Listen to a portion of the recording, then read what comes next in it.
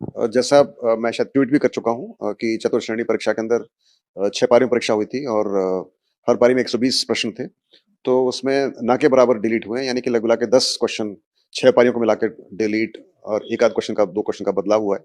तो बहुत ज़्यादा तब्दीली नहीं है, हर पेपर में 1-2 या 2-3 सवालों का डिलीट या बदलाव होने का है।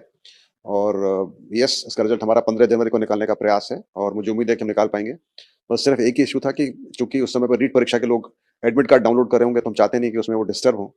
तो हम कोशिश करेंगे कि 15 को निकाल दें, लेकिन हम उसको अपलोड ना करें और फिर अपलोड उसको 16 या 17 को करें, ताकि जो कैंडिडेट्स हैं अपने वो एडमिट कार्ड डाउनलोड कर सकें, उनको परेशानी ना हो। कैंडिडेलाइज़ेशन जो प्रक्रिया है वो बनी इसलिए है कि हर पारी के अंदर जो भी उसकी स्टेटस हो उस पारी का, डिफ़िकल्टी का, ईज़ी लेवल का या मीडियम लेवल का, उसका ध्यान रखा जाए।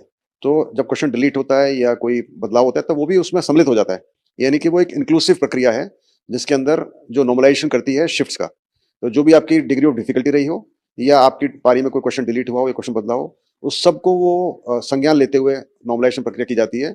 और अभी हम इक्वी परसेंटाइल प्रक्रिया का इस्तेमाल करेंगे, जो कि हम पहले कर चुके हैं जेल प्रहरी परीक्षा में और उसके पहले हम पटवारी परीक्षा में। और मुझे बहुत खुशी है बताते हुए कि किसी भी प्रकार की कोई परेशानी महसूस नहीं हुई, ना कोई किसी प्रकार का रिप्रेजेंटेशन इन दोनों परीक्षाओं में आया।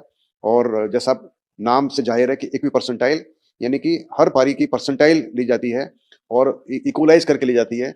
और इसका जो एक बहुत ही मोटे शब्दों में बोला जाए, तो इसका मतलब ये होता है कि जिस पारी में जितने कैंडिडेट उपस्थित थे, उसी के अनुसार उस पारी से सिलेक्शन होता है।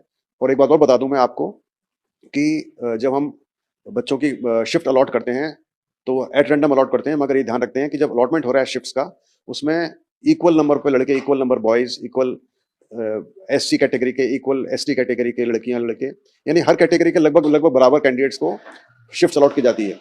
और उसी प्रकार से जब सिलेक्शन होगा, उसका भी सिलेक्शन भी इक्वी पर्सनल का यही फ़ॉर्मूला है कि उसमें भी लगभग-लगभग बराबर बच्चे परसेंटेज के हिसाब से सेलेक्ट होते हैं हर पारी से।